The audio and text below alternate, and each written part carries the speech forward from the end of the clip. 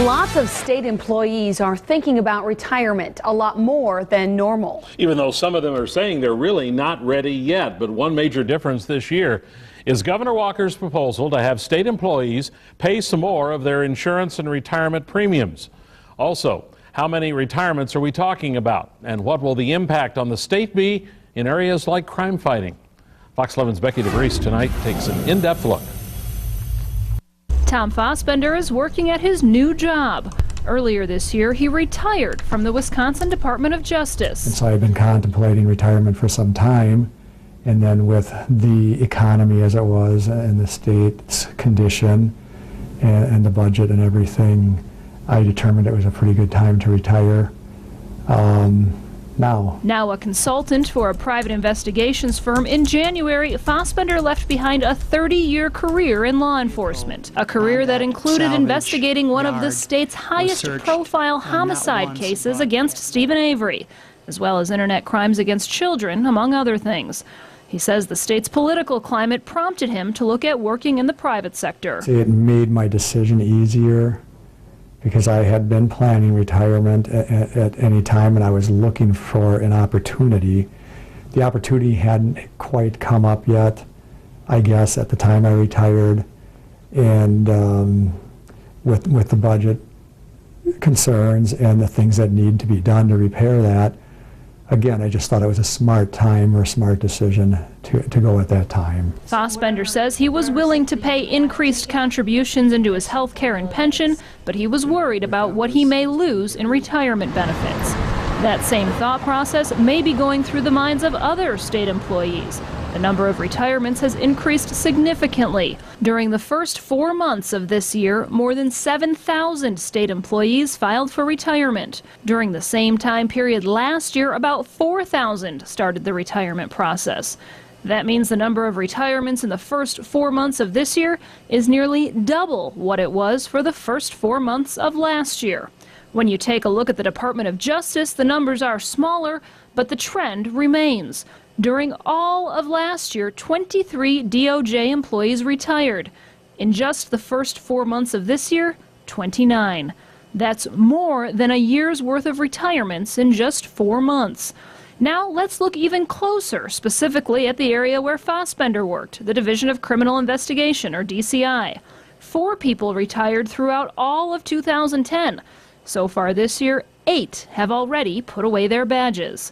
Again, the number of last year's retirements has already doubled this year. When those employees walked out the door, so did years of experience. It'll have some impact as far as so-called mentoring, like if agents are looking for advice or have questions or get into certain areas like death investigation. That's a big chunk of experience that they're not going to be able to rely on as they build their experience. One of the last cases Fassbender worked on for the state was the Marinette High School hostage situation. On November 30th, a sophomore held students and a teacher hostage for more than 5 hours before taking his own life. In the most recent investigation at the high school, we had probably 30 or so witnesses that needed to be interviewed. And I have a detective bureau of 4 investigators. The chief called on agents like Fassbender to come and share the workload. The benefits that you derive from the Wisconsin Department of Criminal Investigation is that they have investigators that specialize in areas, and they have more exposure to those specialties because they are able to work the entire state, and so they develop their techniques. The state of Wisconsin has a reputation for having excellent agents assigned to the Department of Criminal Investigation.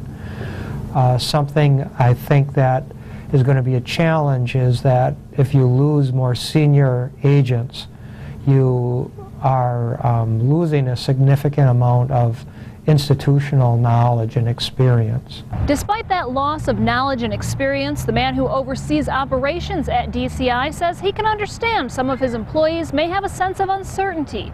He also says even with the increase in retirements, his department is ready to respond. I would caution people who are feeling as though they're pressured into retiring.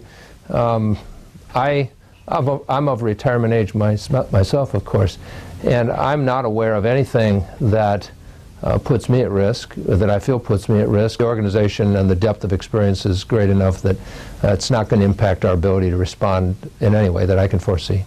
Fassbender, too, has faith in his former employer. His advice to agents who are not considering retirement just yet: stay positive. There are changes that happen in our economy, in the state, in the system. I've seen for 30 years, I've seen a lot of changes, both up and down.